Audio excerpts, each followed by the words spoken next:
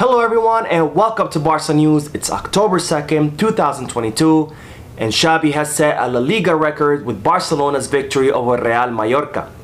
Also, it's been revealed that the club owe 151 million euros to other clubs thanks to the Bartomeu signings, and PSG are currently preparing a contract renewal for Lionel Messi in order to avoid the Argentinian returning to Barcelona.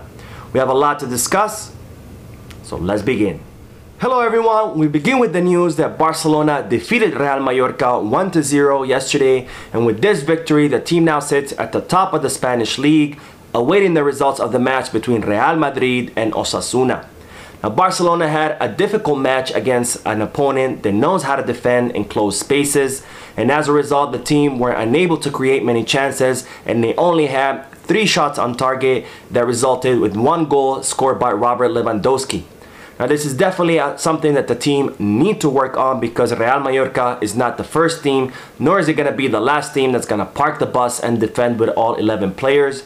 And the team is going to have to find a solution on how to create spaces and try to create more chances against teams that park the bus and defend pretty well. Now another problem in yesterday's match was some mistakes made by the defense that allowed Real Mallorca to create some danger, but thankfully it was not converted into goals, and this is something else that the team will have to work on, because against a stronger opponent with stronger players they're not going to be as forgiving, and those mistakes can turn into goals the same way we saw against Bayern Munich, where 2 mistakes of the defense in a span of 5 minutes ended up in a defeat 2-0 in the Champions League. Now of course this was Barcelona's first match after the international break, and these matches tend to be difficult because the players need to get back into rhythm, so this could be one of the reasons why the team did not perform as well. And of course there's also the problem of the injuries, where we have Ronald Araujo, Jules Koundé, Hector Bellerin, Frankie de Jong and Memphis Depay all on the injured list. Now with Barcelona's victory, Xavi has set a new La Liga record by going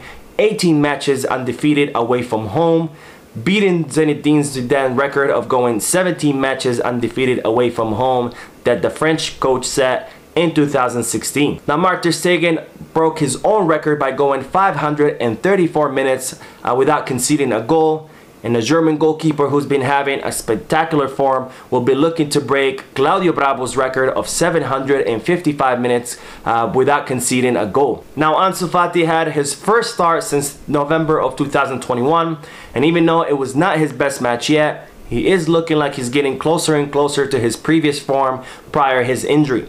Now it's reported that the snub by Luis Enrique to Ansu Fati, where he did not call him up to the Spanish national team over the international break, has lit a fire under Ansu Fati, who has been reportedly training very hard during training practices, because he's looking to return to his form prior to his injury.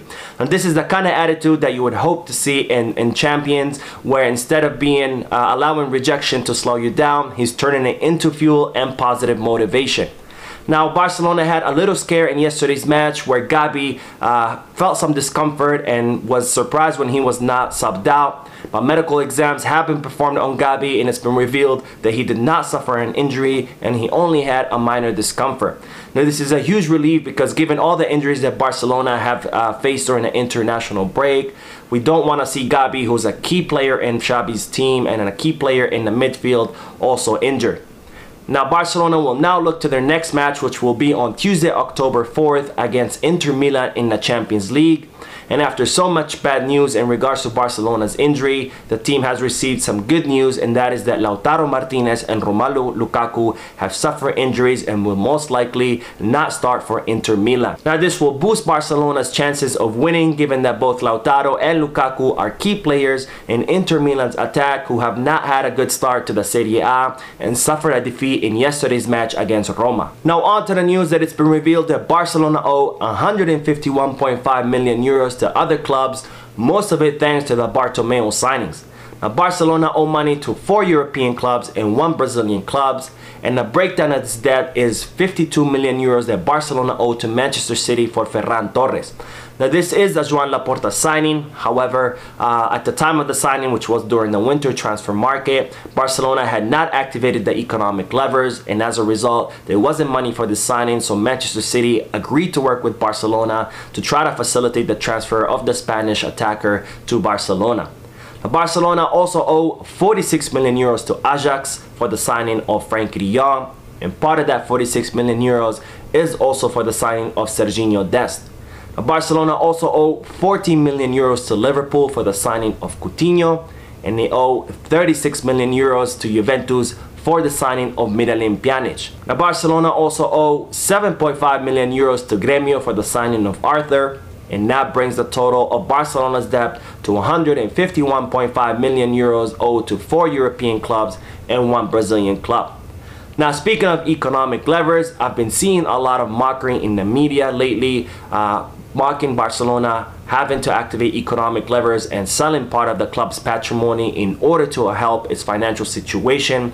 But I would like to point out something that I reported on over the summer, and that is that Real Madrid sold 30% of the Santiago Bernabeu rights in order to avoid a 107 million euro loss. So this is something that not only Barcelona has had to do, but other clubs have also had to do in order to avoid catastrophic losses brought on by the COVID-19 pandemic. Now on to the news that PSG are preparing a contract renewal offer to Lionel Messi in order to avoid the Argentinian player returning to Barcelona.